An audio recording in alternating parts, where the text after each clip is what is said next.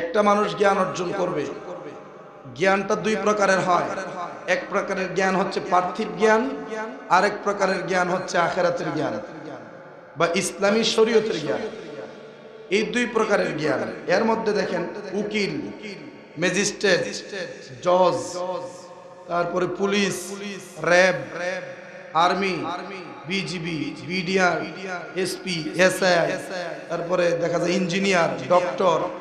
এই যে জ্ঞানগুলা আপনি চাইলে কি সার্জারি করতে পারবেন? পারতেন না। সার্জারির জ্ঞানটা অর্জন করতে হবে।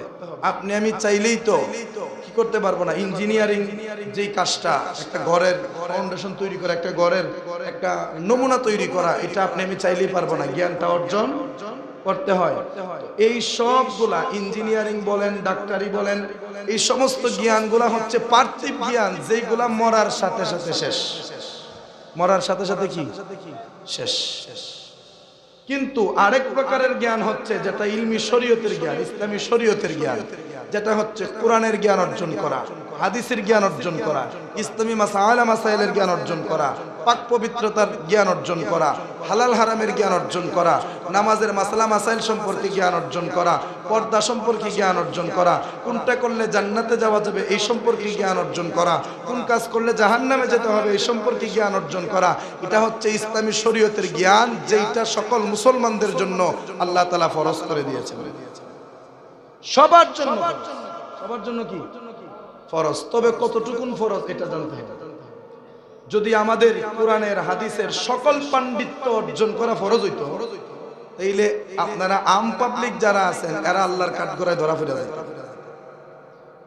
মনে রাখবেন, একজন মানুষ আল্লাহর ফরজ বিধানগুলি আদায় করতে গিয়া যতটুকু জ্ঞানের দরকার, এতটুকু জ্ঞান অর্জন করা সকল মুসলমান নর নারীর উপর আল্লাহ ফরজ করেছেন। যেমন নামাজ কিভাবে পড়তে হবে, রোজাটা কিভাবে রাখতে হবে, রোজা ভাঙার কারণ, না ভাঙার কারণ, মাকরুর কারণ, কাজা আদায়ের কারণ, কাফারা দেওয়ার কারণ, এই জ্ঞানগুলি, নামাজ কোন শর্তে আদায় করলে সহি হবে, কোন শর্তে আদায় করলে সহি হবে না, কিভাবে পড়লে শুদ্ধ হবে, কিভাবে পড়লে শুদ্ধ হবে না, এই সমস্ত জ্ঞান অর্জন করা কি ফরজ। ফরজ। আর যেমন দেখেন ওই যে এক্সট্রা যে কিছু জ্ঞান আছে, বক্তারা যে ওয়াজ করে, আলেম ওলামারা যখন ওয়াজ করে, দেখবেন মেইন টপিকটা বোঝাতে গিয়া 1 ঘন্টা সময় অন্যদিকে ঘুরে আবার মেইন টপিকে আসে। এরকম হয় না? ওই যে আলাদাভাবে ঘুইরা আপনারে বোঝানোর জন্য আলাদা যে জ্ঞানটা অর্জন করছে, এটা তো ইসলামী জ্ঞান হয় নাকি, শরীয়তের জ্ঞান। ওই জ্ঞানটা অর্জন করা সকলের জন্য ফরজ না, বরং এটা হচ্ছে নফল। এটা কি নফল। চাইলে আপনি মাস্টার্স করতে পারেন, চাইলে মুফতি হতে পারেন, চাইলে মুফাসসির হতে পারেন, চাইলে মুহাদ্দিস হতে পারেন, চাইলে আপনি বড় একজন ডক্টরেট ডিগ্রি অর্জন করে বিশ্ববিখ্যাত আলেম আপনি হতে পারেন। ওইগুলো আপনার জন্য নফল। কিন্তু ফরজ হচ্ছে এইটুকু, যেইটুকু অর্জন না করলে মুসলমানের মুসলমানিত্ব থাকবে না। এবার বলেন, আপনি আমি কতটুকু জ্ঞান অর্জন করছি? আমাদের মধ্যে ইসলামের মাসালা মাসাইল সম্পর্কে কতটুকু জ্ঞান আছে? মুসলমানের সবচেয়ে গুরুত্বপূর্ণ কাজের মধ্যে একটি কাজ হচ্ছে ওযু করা। কি করা? ওযু করা। এই ওযু করার সময় যদি ইমাম সাহেব বা যে কোনো একজন পীর সাহেব বা যে কোনো একজন জানলেওয়ালা মানুষ যদি আপনার কাছে দাঁড়ায়া থাকে, আপনি ওযু করতে ডরাইবেন। অনা নাও কুস্তানে আবার কয়ালা, আবার না হইলেন আবার শরম দেয়, বহুত লজ্জাজনক বিষয়, ঠিক না? কিন্তু জিজ্ঞাসা করে দেখেন, অনেক মুসলমান ওযুর নিয়মটাই বলতে পারবে না, অথচ এটা তার জন্য ফরজ ছিল। এরপরে মুসলমান কিভাবে তাদের শরীর থেকে সকল নাপাকি দূর করে পবিত্রতা অর্জন করবে, গোসল, ফরজ গোসলটা কিভাবে আদায় করবে, এই জ্ঞানটা শতকরা 80% বিবাহিত মানুষই বলতে পারবে। মনে রাখবেন, মাওলা আলী মাথা কামাইতো। এই মাথা কামানোটাকে আমার কিছু ভাইয়েরা নিজের জন্য সুন্নত করে নিছে, কিন্তু মাওলা আলী কইছে আমি আমার মাথার সাথে দুশ্মনী করছি। মাথা কামাইছি মানে দুশ্মনী করছি। সীমা আহমদ তাহালি, তারা মাথা কামায়। মাওলা আলী মাথা কামাইছেন, কেন কামাইছেন জানেন? মাওলা আলী একদিন মাথা কামাইয়া মাথার চুলগুলি ফেলে দিয়ে আল্লাহ নবীর সামনে খোলা মাথা নিয়ে আয়েশা দাঁড়ায় ডাক দেয়, ইয়া রাসূলুল্লাহ, নবীজি আমি তো আমার মাথার চুলগুলি ফেলে দিয়েছি, আমার নবী কই করলা কি? মাওলা আলী ডাক দিয়া বলে, ইয়া রাসূলুল্লাহ নবীজি, আমি মাথা কামাইছি, আমি আমার মাথার সাথে দুশমনি করছি। ওটা দুশমনি যখন করছো কামাইলা কেন? না কামাইলে তুই তো। ইয়া রাসূলুল্লাহ আপনি বলেছেন যদি কোনো মুসলমান ফরজ গোসলের সময় চুলের অথবা পশমের একটা গুড়া যদি শুকনা থাকে, ওই বান্দাটার গোসলটা হবে না। আর গোসলটা যতক্ষণ না হবে ততক্ষণ পর্যন্ত ফেরেশতারা তার উপরে লানত দিতে থাকে। ও ইয়া রাসূলুল্লাহ, আমার মাথার চুল তো অত্যন্ত ঘন। সুবহানাল্লাহ। মাওলা আলীর মাথার চুল এত ঘন ছিল যে গোসল দিতে গিয়া পানিতে ডুব দিয়া থাকলে ওনার চুলের গুড়িত পানি গিয়া পৌঁছতো না, জাম লাগা থাকতো। সুবহানাল্লাহ। ওই শেষে ফরজ গোসল থেকে সম্পূর্ণরূপে পবিত্র হওয়ার জন্য উনি মাথা টান দিয়া চিল্লা, মানে মাথা কামায়া নবীর গিয়া কই, নবী কামাই লাইছি, তবে আপনি কইছেন কামাইন যাইতো না। এরপর আমি কামাইছি। কেন কামাইছি? কারণ আমি আমার মাথার সাথে দুশমনি। এবার কোন মাথা কামানোটা, মাথা মুন্ডানোটা সুন্নত না মাথার সাথে দুশমনি? জোরে কোন। মাথার সাথে দুশমনি। এখন কইবেন হুজুর তাইলে মাথা যে অনেক সময় কামায়, যদি উজর থাকে, যেমন ধরেন মাথার মধ্যে খুশকি পড়ছে, না কামাইলে হইতো না, কামাইলাম। মাথার মধ্যে উকুন পড়ছে, না কামাইলে হইতো না, কামাইলাম। মাথার মধ্যে আপনার ফেটে গেছে অথবা গুড়াগাড়ি বেরিয়েছে, কামাইতে হইব, কামাইলাম। মানে কারণ ছাড়া অকারণে মাথা মুন্ডাইয়া সেগড়ে বেগড়ে রাখাটা নবীর সুন্নত নয়, বরং মাথার চুল একভাবে কেটে রাখা সুন্নত, কামানো না, কেটে রাখা। সুবহানাল্লাহ। একভাবে কেটে রাখা, চারিদিক সমান। কিন্তু কামাইলে তো চারিদিক সমানই হয়, ঠিক না? কিন্তু কামানো যাবে না, এটাকে কেটে চারিদিক সমান করে রাখতে হবে। কিন্তু দেখা যায় কোলাবান্ডির মাথা 4টা দিব, দূরের কথা 2টা দেবে, লিডের না 5টার মাথা বগার মতো ছিল না, কথা ঠিক না? মনে রাখেন, মাথা এমনিতে খামাবেন না, কারণ চুল পুরুষের সৌন্দর্য, কথা ঠিক কিনা? আচ্ছা কোন এক বেড়ার বহুত টিহা, কোটি কোটি টিহা, এই বেড়া দেখা যায় কোনো ফাংশনে গেলে মাথার আলগা চুল লাগায়া যা, কথা ঠিক না? অনেক সময় দেখবেন আলগা চুল লাগায় যায়, যদি ভুল ক্রমে এটা কোনো বাড়ি টাড়ি লেগে আলগা চুলটা খুললে জায়গা, মাথার তালুর চুল নাই, বেড়া এটা দেখাইতে শরম করে, মানুষের দেখাইতে চায়। তো মাথায় চুল নাই, এটা মানুষকে দেখাতে চায় না। কেন দেখাতে চায় না? কারণ মাথার চুল না থাকাটা পুরুষের জন্য একটা অসুন্দর, আর চুল থাকাটা, ঘন চুল হওয়াটা পুরুষের জন্য একটা সৌন্দর্য। সুবহানাল্লাহ। এই জন্য চুল না কামায়া একভাবে 4টা রাখবেন, নাহলে বাবরি চুল ছাইরা দেন, পিছের দিক দিয়ে ছাইরা দিয়ে গার পর্যন্ত করে। এই জ্ঞানগুলি আমাদেরকে অর্জন করতে হবে। আসেন এই ব্যাপারে নবীজি কি বলেন, হাদিসের দিকে পড়ে যাচ্ছি। জ্ঞান হলো, মানে এলেমটা হলো কলবের নূরের নাম। সুবহানাল্লাহ। যার ভিতরে যত বেশি এলেম, তার কলবে তত বেশি নূর। সুবহানাল্লাহ বলেন না? আর যার ভেতরে এলেম যত কম, তার ভেতরটা তত জুলমতিয়ে ভরা, মানে অন্ধকারে ভরা। এরপরে নবী কয়, যেই নূর কলবে আছে, এলেম নামক নূর, ওই নূর হচ্ছে নবুয়তের মশাল। আল্লাহর নবীদের যে নবুয়ত, ওই নবুয়ত প্রকাশের জন্য যে মশাল জ্বালানো হয়েছে, বা নবুয়তকে প্রচারের জন্য, যেমন একটা জিনিস সহজে মানুষের কাছে পৌঁছানোর জন্য মশাল জ্বালাতে হয়। মশাল জ্বালালে বোঝা যায় মিছিল আসছে বা কিছু একটা আসছে।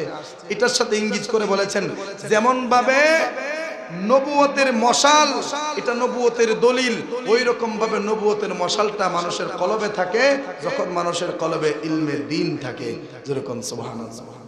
এরপরে নবী কয়, কর্ম ও অবস্থা সমূহ হতে লাভ করা হয়, যার মাধ্যমে আল্লাহ তার গুণাবলী, কর্মসমূহ এবং তার বিধানাবলী জানা যায়। মানে এলেম এমন একটা জিনিস, যেই এলেম অর্জন করলে নবুয়ত সম্পর্কে জানা যায়, নবুয়তের কার্যক্রম সম্পর্কে জানা যায়, নবুয়তের অবস্থান সম্পর্কে জানা যায়, এবং আল্লাহ তাআলা সম্পর্কে জানা যায়, আল্লাহ তাআলার সিফত সম্পর্কে জানা যায়, আল্লাহ তাআলার যে কাজ, এই কাজগুলি সম্পর্কে জানা যায়, আল্লাহর বিধান সম্পর্কে জানা যায়, ওইটাকেই বলা হয় এলেম। বলেন সুবহানাল্লাহ। এরপরে আল্লাহ তাআলা বলেন, ইন্নামা ইয়াখশাল্লাহা মিন ইবাদিহিল উলামা। এটা অত্যন্ত গুরুত্বপূর্ণ কথা। আল্লাহ ডাক দিয়া বলেন, ইন্নামা ইয়াখশাল্লাহা মিন ইবাদিহিল উলামা। আমার আল্লাহ তাআলা সূরা ফাতিরের 28 নম্বর আয়াতে কারিমাতে আল্লাহ বলেন, এই পৃথিবীর জমিনের আমার সকল বান্দাদের মধ্যে আমি আল্লাহরে সবচেয়ে বেশি ভয় পায় কারা জানোনি? এই পৃথিবীতে আমি আল্লাহরে সবচাইতে ভয় পায় তারা যারা দুনিয়াতে আলেম সম্প্রদায়। দুনিয়াতে আলেমরা কারে সবচেয়ে বেশি ডরায়? জোরে কর না, কথার পিছে কথা আইব, আগে জবাব দিয়ে। আল্লাহ কই নিশ্চয়, ইন্নামা নিশ্চয়, ইয়াখশাল্লাহ আমি আল্লাহরে ডরাই, মিন ইবাদিহিল উলামা আমার বান্দাদের মধ্যে উলামা যারা, উলামার এক বচন আলেম, আলেমের বহু বচন উলামা, আলেম উলামা, তারা কারে ডরায়? আল্লাহরে ডরায়। এবার কোন বর্তমান জামানায় আলেম উলামাদের ভিতরে আল্লাহর ডর আছে? হ্যাঁ, আল্লাহর ডর যদি থাকতো তো স্টেজ উঠবার আগে 1 লাখ টাকা কেন দেয়? কোন কোন এ নিজে আওয়াজ করতেছে, ও তোর পিছে পিছে ঘুরছে সমন, কোন দিন জানি হয়তো সমন জারি, দেখ না মন ঝাঁক মারিয়ে দুনিয়াদারি। এবারে কইতেছে পিছে পিছে কি ঘুরতেছে? সমন মানে মরণ, পিছে পিছে কি ঘুরতেছে? মরণ। আবার কয় 1 সেকেন্ডের নাই ভরসা, কথা ঠিক না? এবারে স্টেজে ওয়াজ করতেছে 1 সেকেন্ডের নাই ভরসা। তো তুমি নিজেই বলতেছে 1 সেকেন্ডের নাই ভরসা, পিছে পিছে মরণ ঘুরতেছে, তাহলে তুমি স্টেজে ওঠার আগে টাকাটা কিভাবে নাও? তুমি স্টেজে ওঠার আগে যদি মরে যাও, তার মানে আল্লাহকে সে ডরায় না। আর আল্লাহরে যদি কেউ না ডরায়, আল্লাহর এই আয়াতের দলিল অনুযায়ী বোঝা যায় সে সত্যিকারের আলেমই না। কথা ঠিক কিনা? আল্লাহ কয় আমারে ডরায় আলেম। এখন আলেমে যদি আল্লাহরে না ডরে তাহলে কি বোঝা যায়? আল্লাহর কথা তো ভুল নাই, অতএব সে আলেম হতে পারে না। নাম কা ওয়াস্তে আলেম, সত্যিকারের আলেম না। এবার আসেন,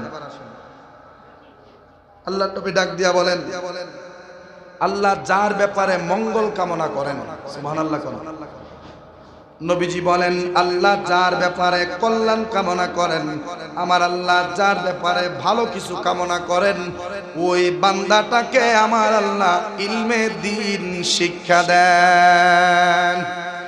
এই পৃথিবীর জমিনে আল্লাহর কোটি কোটি বান্দাদের মধ্যে আল্লাহ যারে সবচেয়ে বেশি ভালোবাসে, আল্লাহ যারে সবচেয়ে বেশি মহব্বত করে, আল্লাহ যাকে সবচেয়ে বেশি কল্যাণের দিকে ধাবিত করার জন্য ইচ্ছে করেন, আমার আল্লাহর নবী ডাক দিয়া বলেন, আল্লাহ তাআলা যেই বান্দাকে সবচেয়ে বেশি মহব্বত করেন, ওই বান্দারে আমার আল্লাহ আলেম বানান।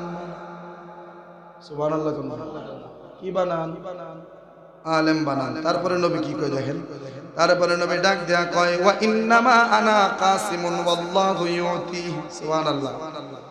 নবী ডাক দিয়া বলেন, আল্লাহ তাআলা যার সবচেয়ে বেশি মহব্বত করে, আল্লাহ তাআলা যার কল্যাণ সবচেয়ে বেশি কামনা করে, ওই বান্দাটারে আল্লাহ ইলমে দ্বীন শিক্ষা দেয়, ইলমে দ্বীনের পাণ্ডিত্য অর্জন করার সুযোগ দেয়।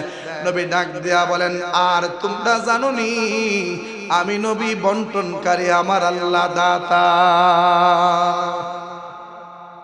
আমি নবী ইলমের বন্টনকারী, আর ইলম আল্লাহ আমারে দেয়, আমি এটা গোটা জগতের সকল বান্দাদের মধ্যে ইলম বন্টন করে থাকি। তার মানে ইলম যদি অর্জন করতে হয়, আমার নবীর মারফতে ইলম অর্জন করতে হবে। নবী কি বাদ দিয়া কেউ যদি আজহার থেকে পিএইচডি ডিগ্রি অর্জন করে এ আলেম না, বরং এ জাহেল। এখন কইবেন ইংলিশ দিকো ফটাফট, কি কয়? ইংলিশ কয়। ইংলিশ কি এবারে কম বড় আলেম ইংলিশ কয়? ওমা হাজার সুন্নি জামাতের আলেমের সাথে তুলনা করে এইভাবে আমরার হুজুরের দ্বারা তোমরা হুজুর 1 মিনিটও টিকতো না ইংলিশে। কিরে ইংলিশের নাম কি আলেম? ইংলিশ তো আমেরিকার যুক্তরাষ্ট্রের যে মুসি জুতা মুছে এও তো ইংলিশ কথা। কথা ঠিক না? ইংলিশ তো যে জুতা মুছে, ইংরেজি রাষ্ট্রের মধ্যে, ইংলিশ রাষ্ট্রতে যে জুতা মুছে, যে ভিক্ষা করে, তো ইংলিশে ভিক্ষা চায়। তাহলে হেরে আলেম কোন? বরং ইংলিশ বলার নাম আলেম নয়, আরবিতে পাণ্ডিত্য অর্জন করা, ইসলামের সঠিক জ্ঞান মানুষদেরকে পৌঁছানোর নামই হচ্ছে আলেম। কথা ঠিক না? এখন কইবেন তে হুজুর আপনি একটু ইংলিশ কইয়া দেখেন। আমি কম আমার ইংলিশের আপনার দরকারও নাই, আমি বাংলা ভাষার মানুষ, আমি বাংলায় কথা বলবো, নবীর কথা বাংলায় মানুষদেরকে বুঝাবো। কথা ঠিক কিনা? এখন কবেন ও পারেন না দীক্ষা কোন, আরে আমি পারি নাকি? আমি পারি। আমরা করে যে আওয়া, এই আওয়াও ইংলিশ কইতে পারে। আওয়া আওয়া কার কাছে নি? হ্যাঁ, হাঁসের যে বেড়া জাতটা, এটা কি দেখো কথা কই না, আপনারা শর্মাইতেছ, একটু বুঝানোর জন্য কইতেছি। আমরা হাঁস জাতের মধ্যে যেটা মেয়ে জাত, এটারে কই আই, আর যেটা বেড়া জাত এটারে কই আওয়া। আপনারা দেখবেন আওয়ার গলা একটু ভাঙ্গা ভাঙ্গা থাকে, আই ডাক দিলে দেখবেন জোরে জোরে দেয়, আওয়া ডাক দিতে গেলে গলা ভাঙ্গা ভাঙ্গা, হাইরা ভাইরা ফেস ফেস করে। তো দেখবেন অনেক সময় সন্ধ্যাবেলায় হাঁসগুলা বাড়িতে যায় না, পুষ্কিনির তাহে, পুষ্কিনির যে তাহে সে আবার একা তাহে না, তার সাথে আরেকজন রাহে, মানে তাদের ওয়াইফ রে রাহে, রাইকা পুকুরের মধ্যে ঘুরে গাড়ে। তো দেখা গেছে আইডা আমার বাড়ি আর আওয়াটা আমনের বাড়ি, দুই বাড়ি। আমনে আওয়ারে ডাকতেছেন, আসনা চুই চুই চুই চুই চুই, অন আওয়া আয় না। শেষ পর্যন্ত ডেকে কোনো রকম কিনার আনছেন, আনার পরে অন পেক পেক পেক পেক কইরা মনে করেন না ঘরের দিকে যাইতেছে, আপনি জিগাইতেছেন এটা তোর কিতা লাগে বে, তুই গেরে বই দিছস, এটা তোর কিতা লাগে? তখন দেখবেন আওয়ায় কয় কয়নি, কি কয় ওয়াইফ কয়। ওয়াইফটা কি ইংরেজি না? ওয়াইফের বাংলা কি? বউ। না ওয়াইফ কইতেছে এটা আমার ওয়াইফ, এটা তো আমি যেতাম না, তোর আমার যত এটা হসকাম হতো না। আমরার ঘরের আওয়াও ইংরেজি জানে, অত ইংরেজি জানার নাম আলেম না, বরং নবীর শানে যার আদব যত বেশি সে তত বড় আলেম। তুমি ইলম অর্জন করে যদি নবীকে চিনতে না পারো, কোন জাতের ইলম তুমি অর্জন করছো? এবার আসেন নবী কি করে। নবী ডাক দিয়া বলেন, ইজা মাতাল ইনসানু ইনকাতা আনহু আমালুহু ইল্লা মিন সালাসাতি, ইল্লা মিন সাদাকাতিন জারিয়া আও ইলমি ইউনতাফাউ বিহি আও ওয়ালাদিন সালিহিন ইয়াদউ লাহু, রাওয়াহু মুসলিম। নবী ডাক দিয়া বলেন, আমার উম্মত মারা যাওয়ার পর উম্মতের সকল আমলগুলি কর্তন হয়ে যায়। কর্তন বলতে দুনিয়ার সাথে তার সম্পর্ক বিচ্ছিন্ন হয়ে যায়, দুনিয়ার কোনো আমল আর তার রুহে পৌঁছায় না, দুনিয়ার কোনো আমল আর তার কোনো কাজে আসে না, দুনিয়াতে সে আর কিচ্ছুই করতে পারে না। তবে তিনটা আমল সে কবরে যাওয়ার পরেও পেতে থাকে। সুবহানাল্লাহ। তিনটা আমলের সওয়াব আমার ওই উম্মতটা কবরে যাওয়ার পরেও পেতে থাকে। এর মধ্যে এক নম্বরে নবী ডাক দিয়া কই, ইল্লা মিন সাদাকাতিন জারিয়া, এক নম্বরে হচ্ছে সাদকায়ে জারিয়া। সাদকায়ে জারিয়া বলতে কি? জারিয়া মানে যেটা প্রবাহমান বা চলমান, ওই রকম কিছু, যেই সদকাটা চলমান, যেই সদকাটা বহমান, ওই রকম সদকা। যেমন আপনি দ্বীনের খেদমতের জন্য মাদ্রাসা বানায় দিয়া গেছেন, এই মাদ্রাসা আপনি মারা যাওয়ার পরেও তো চলবে, কথা ঠিক কিনা? আপনি মুসলমানদের সুবিধার জন্য একখানা মসজিদ বানায় গেছেন, আপনি মারা যাওয়ার পরেও দেখবেন মসজিদে মানুষ নামাজ পড়তেছে, এটা চলমান। আপনি একটা টিউবওয়েল রাস্তার পাশে বসাইছেন, মানুষ আইতে যাইতে পানি পান করে, আপনি মারা গেছেন কিন্তু মানুষ এখনো পানি খায়, জানের দোয়া আসে। যেই কাজগুলি আপনি মারা যাওয়ার পরেও চলে, আপনি মারা যাওয়ার পরেও আপনার উপকারের কাজগুলি চলতেছে, ওই কাজগুলিকে বলা হয় সাদকায়ে জারিয়া। আপনি মারা যাওয়ার পরেও কবর থেকে ওই সাদকায়ে জারিয়ার সওয়াব আপনি পেতে থাকবেন। দুই নম্বর নবী ডাক দেয়া কয়, আও ইলমি ইউনতাফাউ বিহি, ওই রকম জ্ঞান যেই জ্ঞান মানুষের উপকার করে, ওই রকম জ্ঞান যেই জ্ঞান মানুষের উপকারের কাজে আসে, মানুষের জন্য উপকার হয়, ওই রকম জ্ঞান যদি কেউ অর্জন করে, মানে ইলমে দ্বীন যারা অর্জন করে, ওই ইলমে দ্বীন অর্জন করে ওই লোকটা যদি মারা যায়, ওই লোকটা ইলমে দ্বীন যেই বান্দারে শিখায়া গেল, যেই বান্দা তার কাছ থেকে একটা মাত্র মাসালা শিখলো, ওই বান্দাটা মারা যাওয়ার পরেও যে একটা মাসালা শিখার কারণে ওই বান্দাটা যতদিন ওই মাসালাটার উপরে আমল করবে, ওই মাসালার একটা সওয়াব তার আমল নামায় কবরে পৌঁছায় দেওয়া হবে। এই জন্য নবী কয়, বাল্লিগু আন্নি ওয়ালাউ আয়া, আমার পক্ষ থেকে অন্তত একটা বাক্য যদি তুমি জানো, কোরআনের একটা অর্থ যদি তুমি জানো, হাদিসের একটা ইবারত যদি তুমি জানো, ইসলামী শরীয়তের একটা মাসালা অন্তত যদি তুমি জানো, ওই মাসালাটা আমার উম্মতের কাছে পৌঁছায়া দাও। ধরেন আপনি খুব সঠিকভাবে জানেন একটা মাসালা, যে এই কাজটা করা যাবে না, আমি সঠিকভাবে জানি, এটা আপনি কেউ জানাইয়া দেন, তাইলে আপনি ওই রাসূলের যে দ্বীনের দাওয়াত ওই কাজে শামিল হয়ে গেলেন। সুবহানাল্লাহ। উপকারী জ্ঞান, জ্ঞান তো শুরুতেই বলছি দুই প্রকার, যেই জ্ঞান মানুষের উপকার করে। এখন ডাক্তারের জ্ঞান মানুষের উপকারের চাইতে ক্ষতি করে বেশি। কেমনে? জান বাঁচাইতে গিয়া গলাটা চিপাতা দইরা 5 লাখ টাকা আগে ডালের পরে চিকিৎসা, তো মরার আগে তো তুমি একবার মেরা লাইছো, তুমি কি জ্ঞান অর্জন করো? তুমি তো কইতে আসলা আমি জ্ঞান অর্জন করছি মানুষের জীবন বাঁচানোর জন্য, আগে জীবন বাঁচাবো পরে টাকা দিব। কথা ঠিক কিনা? কিন্তু আগে টাকা দাও পরে জীবন, তার মানে টাকার জন্য পড়ছো। এই জ্ঞান উপকারীর জ্ঞান না। আবার দেখবেন চুরি করতে গেল জ্ঞান লাগে। আমি বিশেষ করে আমি যদি যাই চুরি করতাম, দরজার সামনে গেলে আমি টেকনিক জানি না, কিন্তু চুরের দ্বারা যদি কয়েকদিন ট্রেনিং নেই, আমার শিয়াইব কেমনে কেমনে চুরি করার লাগে। প্রথমে শিয়াইব চুরি করতে যাইবে, 1 নাম্বার দরাইন যেত না, 2 নাম্বার হাসি কাশি কোনো কিছু দেওয়া যাবে না, 3 নাম্বার যদি ফারস শৈল্য ভালো করে সরষের তেল মা, হ্যাঁ, আর যদি ফারস ছোট্ট একটা ফ্যান যাতে তাপাতা ধরলো সিরা জায়গা তুই যাই তারস গা, কিন্তু শক্ত কাপড় পরিস না, তাপাতা ধরে নিতে হবে। এরকম কিছু জ্ঞান আছে যে জ্ঞানগুলো সুরের কাছে গেলে পাওয়া যায়। এটা কি উপকারী জ্ঞান না অপকারী? অপকারী, মানুষের ক্ষতির জ্ঞান এটা, ঠিক না? এই জ্ঞান অর্জন করা হারাম, বরং ওই জ্ঞান অর্জন করা জায়েজ এবং সুন্নাহ যে জ্ঞান মানুষের উপকার করে। যেমন আমি কিছুদিন আগেও বলেছিলাম যে কিছু কিছু মানুষ আছে সর্দারি বুঝে, আরেকজনে বুঝে না, আপনি সর্দারিটা তারে বুঝাইয়া দেন।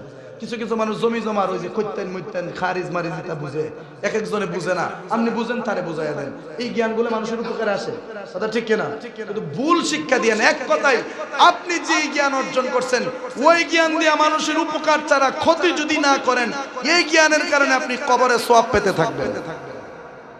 3 নম্বর নবী ডাক দেয়া বলেন আও ওয়ালাদিন সালিহিন ইয়াদউ লাহু, মুসলিম শরীফের হাদিস। নবী কই 3 নম্বরে যে আমল মৃত্যুর পরেও জারি থাকবে ওই আমলটার নাম হচ্ছে নেককার সন্তান। আপনার সন্তানকে যদি আপনি নেককার বানায় যাইতে পারেন, আপনার সন্তানকে যদি আপনি ফরহেজগার বানায় যাইতে পারেন, আপনি মারা যাওয়ার পর কবরে চলে যাবেন, আপনার সকল আমলের দরজা বন্ধ হয়ে যাবে, কিন্তু সন্তানটা দুনিয়াতে থাইকা যতবার আল্লাহর সাজদা দিবে, যতবার আল্লাহর নামের তাসবিহ পড়বে, যতবার নবী পাকের উপরে দরুদ শরীফ পড়বে, প্রত্যেকটা আমলের সবের একটা অংশ আপনি বাপ মা হিসেবে কবরে থাইকা পেতে থাকবেন। এটার বিপরীতে আসেন, যদি আপনার সন্তান বদকার হয়, আপনি দুনিয়াতে বদকার সন্তান রেখে গেছেন, আপনি মারা যাওয়ার পর যতদিন আপনার সন্তান দুনিয়াতে থাইকা যতটা অন্যায় করবে, যতটা শাস্তি তার হবে, যতটা পাপ তার হবে, এই পাপের একটা অংশ আপনি মা বাবা হিসাবে কবর থেকে পাবেন। এখন কোন আমরা আপনার সন্তান যাদের সন্তানাদি আছে কোন ফতে নিতেছেন বা কোন দিকটা নিতেছেন? আমি কই না সব মানুষের মূল্য বানাইলেন, সব মানুষের মূল্য বানাইলে কত কাম করবো কেন? সব মানুষের মূল্য বানাইলে তারপর গাড়ি ঘোড়া চালাইবো কেন? নাসিন্ন করতে পারতেন না আপনি, নাসিন্ন করতে যাওয়ার জন্য ড্রাইভার বানান, সমস্যা নাই। কত কাম করার জন্য কৃষক বানান, সমস্যা নাই। ইঞ্জিনিয়ার বানান, চাকরিজীবী বানান, যা ইচ্ছা তা বানান, এতে আমার কোনো আপত্তি নাই। তবে শর্ত হলো সে চাকরি করুক আর যাই করুক না কেন, তার মধ্যে যেন ইসলামী নৈতিকতা থাকে, তার মধ্যে যেন ইসলামী আদর্শ থাকে। বহুত ব্যবসায়িক নামাজ পড়ে না, বহুত পুলিশ নামাজ পড়ে, বহুত চাকরিজীবী নামাজ পড়ে, বহু রিক্সা ড্রাইভার রিক্সা থামায় নামাজ পড়ে, বহু মানুষ বহু ব্যস্ততার মধ্য দিয়ে আল্লাহর কাজগুলি করতেছে। ওই রকম সন্তান থইয়া যান, এলেই তো হয়। কিন্তু আমরা এইদিকে নাই, আখিরাতের কথা আমরা আসলে মন নাই, মরুম যেটার কথা মনে নেই। আসেন বাবা, কথা শেষের দিকে নিয়ে আসতেছি। নবীজি বলেন যে হাদিস কানা সিদ্দিকে আবু হুরায়রা রাদিয়াল্লাহু তাআলা আনহু থেকে বর্ণিত, তিনি বলেন আজকে আমার অবস্থা খারাপ, ঘামতে ঘামতে শেষ, বুঝলাম না আপনারা কি ঘামটাম বাড়িতেছে? হ্যাঁ না, ফাঙ্কা দিলে আমার নাক বন্ধ দিল, যে যন্ত্রণা। আর কালকে আমার মাহফিল ছিল চাতলপাড়ি সাফর, বাপরে এত দূর, ফাতেরে গেলে তো বেশি দূরে না, ওর ওয়েল দিয়া ঘুরে গেছি, উন্ডাল লয়া ইঞ্জিলে গেলে তো অবস্থা খারাপ হয়েছে। মোটর সাইকেল লয়ে যে গেছি, ঠ্যান নামেন নাই, আমার ইয়া ব্যথা করতেছে, ব্যথার কারণে হয়তো লারা ফেরা দিয়েছে, গাম বাড়িতে। যাই হোক, যা বাড়িবার বাড়ি যে মরার পরে তার বাড়ি তো তারা, ঠিক না? দুনিয়াতে থাইকা যদ্দুর কষ্ট করার করে লাওন, মরার পরে আরামসে একটা ঘুম জিমবে, কথা ঠিক কিনা? ওই আপনারা যদি এরকমটা চান, যদি দুনিয়াতে থাইকা আল্লাহর জন্য কষ্ট করতে পারেন, দুনিয়াতে থাইকা রাসূলের জন্য যদি কষ্ট করতে পারেন, মানে দুনিয়ার কষ্টটারে যদি নিজে সহ্য করে নিতে পারেন, আখিরাতের কষ্টের জন্য টেনশন করতে হবে না। কবরে যাওয়ার পর ওই যে কানাউমাতুল উরুস, ঘুমায়া থাকো তোমরা, ঘুমায়া থাকো তোমরা, ঘুমায়া থাকো তোমরা, আল্লাহ কইব ঘুমায়া থাকো তোমরা। নবদম্পতি স্বামী স্ত্রী বাসর করে যেমনে ঘুমায় এমনি ঘুমায় থাকো। সুবহানাল্লাহ। তো যাই হোক, কথাটা শেষের দিকে, এই জন্য হাদিসটা বলে দেই। নবীজি বলেন, যেই ব্যক্তি ইলমে দ্বীন অর্জন করার জন্য পথ চলে, আল্লাহ তাআলা তার জন্য ইলমে দ্বীনের রাস্তা সহজ করে দেন। যদি আপনি চেষ্টা করেন কোরআন শিখবেন, তাইলে দেখবেন কোরআন শিখতে পারবেন। আর যদি চেষ্টা না করেন জিন্দেগিতে, যেমন অনেক আছে দেখেন, আজান কি আমরা প্রতিদিন কয়বার শুনি? এখানে উপস্থিত কজন আমার আজানটা উনাইতে পারবেন? অনেক আছেন আজান পাচ্ছেন না।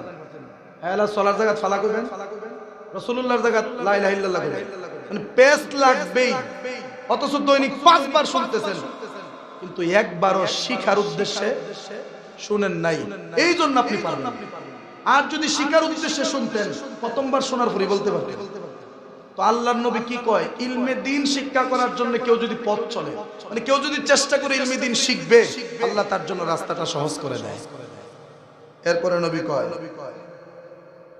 আর যখন কোনো একটি দল, মানে একসাথে অনেক মানুষ আল্লাহর ঘর সমূহ হতে কোনো একটি ঘরে একত্রিত হয়, আল্লাহর কিতাব পাঠ করে এবং তা নিয়ে পর্যালোচনা করে, তখন তাদের উপর প্রশান্তি অবতীর্ণ হয়, রহমত তাদেরকে আচ্ছাদন করে ফেলে, ফেরেশতাগণ তাদেরকে বেষ্টনী করে রাখেন এবং আল্লাহ তাআলা তার কাছে যারা রয়েছেন তাদের নিকট জ্ঞানের জন্য একত্রিতদের আলোচনা করেন। মানে যদি কোনো বান্দা আমার আল্লাহর স্মরণে এক জায়গায় বসে যদি তারা আল্লাহর দ্বীনের কথা বলে, রাসূলের ইশকের কথা বলে, মাসাইলের কথা বলে, আল্লাহ তাআলা তাদের প্রতি খুশি হইয়া আল্লাহ তাআলা আরেকদল ফেরেশতা নিয়ে তাদের মধ্যে আল্লাহ তাআলা ফেরেশতাদেরকে নিয়ে ফেরেশতাদের সামনে ওই সমস্ত ইলম অর্জনকারী ব্যক্তিদের ব্যাপারে আল্লাহ ফেরেশতাদের সামনে ওয়াজ করেন। দেখো আমার বান্দারা কত সুন্দর করে মাসলা পড়তেছে, আমার বান্দারা কত সুন্দর করে কোরআন পড়তেছে। আল্লাহ ফেরেশতারা দেখায় কইব, তোমরা যে কইতা যারা দুনিয়াত দিয়ে ফিতনা লাগাইবো, দুনিয়াত দিয়ে কাজ্জা লাগাইবো, ওহন দেওস না তোরা ছায়া, তারা দিয়ে আমার ইবাদত করতেছে। সুবহানাল্লাহ। ফেরেশতারা লজ্জায় মাথা নাড়ে। বাবার আমার, এইজন্য ইলমে দ্বীন শিক্ষা করার চেষ্টা করবেন। এরপরে দেখেন আরেকটা কথা, এটা শেষ কথা। وعن أنس رضي الله تعالى عنه قال قال رسول الله صلى الله عليه وسلم من خرج في طلب العلم كان في سبيل الله حتى يرجع رواه الترمذي। নবী বলেন, যদি কোনো ব্যক্তি ইলমে দ্বীন শিক্ষা করার জন্য, কোরআনের জ্ঞান হাদিসের জ্ঞান অর্জন করার জন্য কোনো বান্দা যদি, কোনো ব্যক্তি যদি ঘর থেকে বের হয়, ওই ব্যক্তি ইলমে দ্বীন শিক্ষা করে আবার ফেরত ঘরে আসার আগ পর্যন্ত যতক্ষণ সময় বাহিরে থাকে, এই সম্পূর্ণ সময়টা আমার আল্লাহর রাস্তার উপরে থাকে, মানে ফি সাবিলিল্লাহ। ওই সময় যদি ওই বান্দা মারা যায়, শহীদের মর্যাদা লাভ করে। সুবহানাল্লাহ। ইলমে দ্বীন শিক্ষা করার জন্য কেউ যদি ঘর থেকে বের হয়, আসার পথে যদি মারা যায়, সে জান্নাতি। একটা ঘটনা মনে হইছে, কয়ালাই 2 মিনিটে কি কোন, আজরাইল এমন একজন ফেরেশতা, যেই ফেরেশতার কোন মানুষের রূহ কবজ করতে গিয়ে মায়া লাগে নাই, কিন্তু 3 জনের ক্ষেত্রে মায়া লাগছে। কয়জন? 3 জনের ক্ষেত্রে। একজন হলো সাদ্দাতের মা। কার মা? সাদ্দাত বেঈমান না? বেঈমানের মায়ের জন্য সাদ্দাত, এই আজরাইলের মায়া লাগছে। 2 নাম্বার সাদ্দাতের জন্য, কারণ সাদ্দাতের জন্ম কিন্তু ঘরে হয় না, সাদ্দাতের জন্ম হয়েছে বিশাল সমুদ্রের মাঝখানে, তারপরে নৌকার ভিতরে না একটা তক্তার উপরে। অনকবেন কেমনে? সাদ্দাতের মা গেছিল এক জায়গায়, হঠাৎ করে নদীর মধ্যে তুফান শুরু হয়ে গেল, সমুদ্রতে ঘূর্ণিঝড় শুরু হয়ে গেল, টর্নেডোতে সমস্ত জাহাজটাকে মানে এইরকম ভাবে পেঁচাইয়া একদম ছেড়ে দিয়েছে যে তক্তায় তক্তায় খুলে গেছে, সমস্ত মানুষ মারা গেছে। সাদ্দাতের মা সাতরায়া কোন রকম, পেটে সন্তান ছিল, কোন রকম সাতরায়া বিশাল একটা তক্তার উপরে উঠে বসছে। আল্লাহ কয় সাদ্দাতের মার হায়াত শেষ, নিয়ে যাও। আজরাইল কয় আল্লাহ, এই এখন মাসুম বাচ্চাটার কি অবস্থা? কারণ তক্তার উপর ওঠার পরেই তার প্রসব হয়ে গেছে। সুবহানাল্লাহ। আল্লাহ কখন মার্ডার হলে যাবে? আজরাইল কয় আল্লাহ, এইরকম কঠিন অবস্থায় মার্ডার নিলে সন্তানটার কিছু হইবে? আল্লাহ কয় এই তন্ত্রের কোন সময় আমার কাছে নাই, নিয়ে যাও। আল্লাহ কয়, আজরাইল কয় আল্লাহ আমার তো একটু মায়া লাগে। আল্লাহ কয় মায়া লাগলে হামইতো না, এই দায়িত্ব তোমারে দিছি, কারণ তোমার দিলে কোনো মায়া নাই, নিয়ে গেল। সাদ্দাত তক্তার উপরে বয়া কান্দে। ওই সাদ্দাতরে আল্লাহ তাআলা ঢেউ দিয়া ধাক্কায়া কিনারায় না লাগায়া বাগিনীর দুধ খাওয়ায়া বড় করছে। আল্লাহ নিজের কুদরতি ভাবে সাদ্দাতরে পালছে। এরপরও সাদ্দাত আল্লাহরে চিনে নাই। শেষ পর্যন্ত বেহেশত বানাইবার সিদ্ধান্ত নিল। আল্লাহ তাআলা সুযোগ দিল, কিন্তু জান্নাত দেখার সুযোগ দিল না। তখন আজরাইলে কইল, আল্লাহ এত তারই ছোটবেলার ইতিহাস থেকে তো আমি জানি, সব আমি জানি, অতএব আল্লাহ এর একটু দেখবার সুযোগ দাও না। আল্লাহ কয় সম্ভব না। সাদ্দাত মেরে লইল। 3 নাম্বার যেই ব্যক্তির জন্য আজরাইলের মায়া লাগছিল, ওই ব্যক্তিটা ছিল একজন জ্ঞান পিপাসু। কি পিপাসু? জ্ঞান পিপাসু, মানে ইলমে দিন শিক্ষা করার জন্য ঘর থেকে বাইরে ছিল, রাস্তায় মরে গেছিল। মূর্খ মানুষ, আম মানুষ, নামাজ কালাম জানে না। একদিন ওয়াজও গেছে, হুজুরের ওয়াজ না ভালো লাগছে, বাইতে কইতেছে, পুত্রে আমার একটা কায়দা কিনবা দে। কেরে কোন বক্তব্য যাবো? কারি তোমার বয়স শেষ, 3 দিন পর মরে যাবে গা, ওহন তুমি বক্তব্য গিয়া কি করতা? আমার মনটা চাইতাছে আমি কোরআন শুনি, আমারে দিবিনি তোরা? কোথায় তাই না দিছে 20 টাকা বা 10 টাকা একটা কায়দা না। এই কায়দা লয়ে মসজিদের দিকে যাইতাছে, ইমাম সাহেবের দিকে। রাস্তার মাঝ বরাবর যাওয়ার পরে লোকটা মারা গেছে। মারা যাওয়ার সময় আজরাইলকে যখন আল্লাহ পাঠাবে, আজরাইলে ডাক দেখ, আল্লাহ সারাটা জীবন তোমার নাফরমানি করছে, শেষ মুহূর্তে দিলটা পরিবর্তন করছো তুমি, একটু বক্তব্য গিয়ে একবার তোমার নামটা লইবার সুযোগ দাও না। আল্লাহ কই সময় শেষ, বাজেট শেষ, আর বাজেট বাড়ানো যাবে না, লয়ে পড়ো। আজরাইলে খাল্লা আমার দি মায়া মায়া লাগে। আল্লাহ কই সম্ভব না, হায়াত শেষ, নিয়ে আসো। নিয়ে আসলেন। এখন দেখা গেল যে ফেরেশতারা দুই দল আইছে, একটা জান্নাতে আর একটা জাহান্নামে। জাহান্নামীরা টান লইলে লইছে নিতগা, জান্নাতীরা টান লইলে লইছে নিতগা। আল্লাহ তাআলা ফয়সালা দিয়া কই, শুন, যদিও সে সারা জীবন অন্যায় করছে, ইলমে দ্বীন শিক্ষা করার জন্য সে রাস্তা দিয়ে বের হইছে। আমার নবী বলছে, আমার হাবিব বলছে, ইলমে দ্বীন শিক্ষা করার জন্য কেউ যদি বের হয়, ফেরত ঘরে আসার আগ পর্যন্ত আমার রাস্তায় থাকে। অতএব এই লোকটা কোরআন শিক্ষার জন্য ঘর থেকে বের হইছিল, আবার ঘরে ফেরত আসতে পারে না, রাস্তায় মারা গেছে। তার মানে সে জিহাদের ময়দানে মারা গেছে। অতএব তাকে শহীদের মর্যাদা দেওয়া হলো, তাকে জান্নাতে